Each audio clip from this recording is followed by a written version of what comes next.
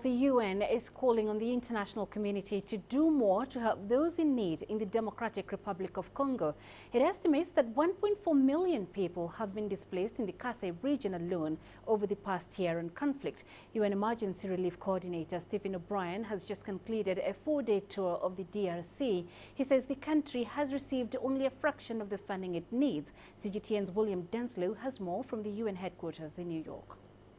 Stephen O'Brien's message to the international community is clear, that the Democratic Republic of Congo can't be forgotten. Now, the United Nations Emergency Relief Coordinator says millions of people in the DRC are facing violence, malnutrition and disease. Now, an appeal was launched earlier this year to raise $748 million, but the UN estimate that less than 25% of that has been received. That's the lowest figure seen in some 10 years. Now, Stephen O'Brien describes this as insufficient and unacceptable, but this all very much points to a wider problem that the UN is facing. Now, earlier this year, the world body appealed for $4.4 billion in funds to help those facing famine in Nigeria, Somalia, South Sudan and Yemen, but just a fraction of that has been delivered. Now, to address the situation in the DRC, Stephen O'Brien, during that 4-day meeting, met with government ministers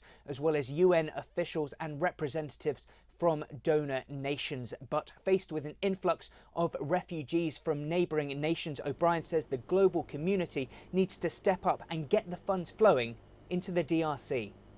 William Denselow, CGTN, New York.